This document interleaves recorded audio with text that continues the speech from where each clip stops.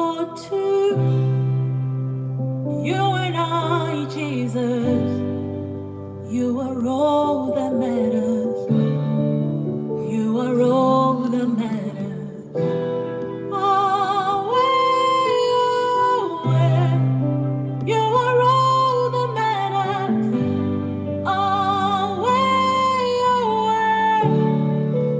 You are all that matters. Away. You are all that matters.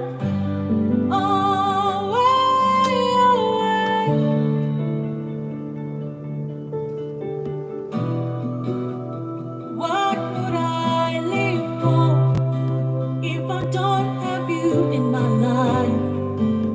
What would I gain if you take the Holy Ghost? What would have become of me if I did see your light? What would have been said of me if you didn't hold my hand? And now I've come to realize that you are all I have. You are all that matters. You are all that matters. I'll put you in front of my melody. You are all that matters. You are all that matters. I'll make room for two. You and I, Jesus. You are all that matters. You are all that matters. Is it the cup? Is it the house? I'll give them all to you. Is it the name? Is it the fame? I'm nothing without you, Lord. What would have become of me if I did see your love?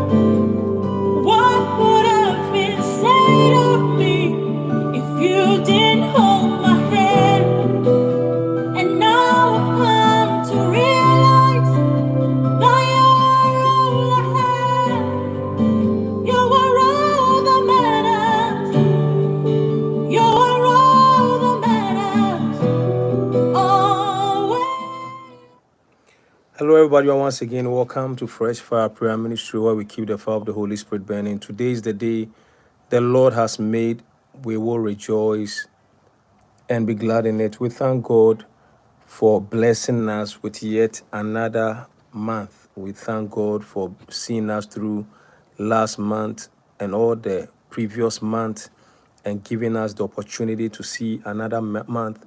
So it calls for a celebration because it's not everybody who was able to make it into this month. So count yourself very blessed, very fortunate to have seen another month. All I can say is that the only reason some of us have made it to this month is because God is not through with you yet. God is not through with you yet. There are good things in store for you, and that's why you must live to fulfill them. And therefore, we just have to keep on believing God that something good, something wonderful, something great is going to happen in our lives. And that's why we keep on trusting Him in spite of the challenges we go through. We thank God also for taking us to Pennsylvania for a powerful deliverance section, and we give Him all the glory for the deliverance that took place. I encourage each and every one of you to try and go to our website, our channel, Eckhardt-deliverance, YouTube channel Eckhardt-deliverance, or Facebook, and watch it and pray those prayers and enforce your deliverance.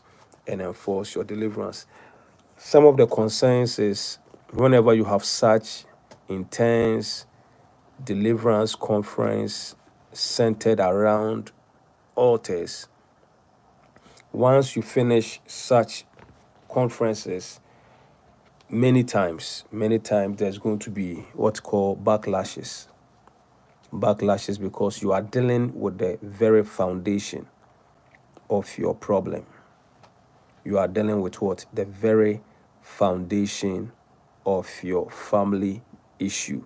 So immediately you finish engaging in such warfare, the forces of darkness that are connected to the altar that is influencing or impacting your life will rise up against you in judgment. You have to understand this spiritual strategy and tactics. Otherwise, some of you will not pursue your deliverance because, oh, I went for a deliverance, and after that deliverance, it seems as though all hell is breaking loose on me. Before I went for the deliverance, I was going through some attacks, but after the deliverance, it seems like the things have heightened. Things are getting even worse. Why? Because whenever we are dealing with altar, you are dealing with the root, the source of your problem. When God gave us the opportunity to buy a church, I found out that there were a lot of trees on the property. So I had to cut the trees to make room for parking lot. So we brought in some guys to come and uproot. I was surprised to know that some of the roots of the trees were so big that the root itself could be another stem or another branch for another tree. Some of the roots were so huge. I'm talking about this kind of huge. A root huge this way and very long and deep inside the ground. And God told me, son, you see how big the root of the tree is and how it took them to bring big machines to uproot it. That is some of our problems. This alters generational strongholds that we are battling with. It has been rooted down in our generation for sometimes 400 years, 500 years. America have been in slavery for maybe 230 or to 300 years. The Jewish race went to slavery for 430 years. How long has your ancestors been involved in idolatry, witchcraft, sorcery, and divination, and Freemason, and all these satanic activities, and has been serving these strange deities, Zeus and Jupiter and Mars and Pluto and Diana and all these horrors, and now knowledge comes, awareness comes, and you who were born yesterday, you are not even 80 years, you are not even 100 years. You are trying to uproot something that your great-great-great-grandfather were all initiated into, dedicated onto.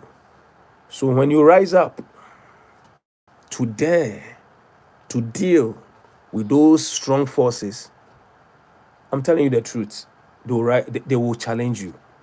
They will do what? They will challenge you. Read my lips. They will challenge you. Why? Because God said to Moses, go and tell Pharaoh, let my people go. Let my firstborn, Israel, go. And when Moses was so happy, I'm going in and I'm going to just tell Pharaoh, let me go. But it was not that easy. Pharaoh said, who the hell is your God?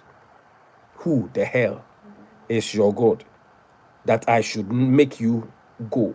I don't know who the hell your God is, and I'm not willing to let you go. I'm going to keep you in bondage. In fact, for the fact that you have the audacity, the effrontery, the guts to come and stand before me to demand your release and your freedom and emancipation and your independence, I'm going to heighten, I'm going to worsen, and I'm going to increase the burden load upon the slaves and make their lives much more miserable. That was the outcome of Moses enforcing and insisting on deliverance. Pharaoh even started what? Attacking the Israelites, the Jewish slaves even much more. And that's the sum of you. What the problem is, after you have begun to rise up to what challenge the forces of darkness that are fighting you, they also fight back. But does that mean that Moses should quit? At a point, Moses went back to God and said to God,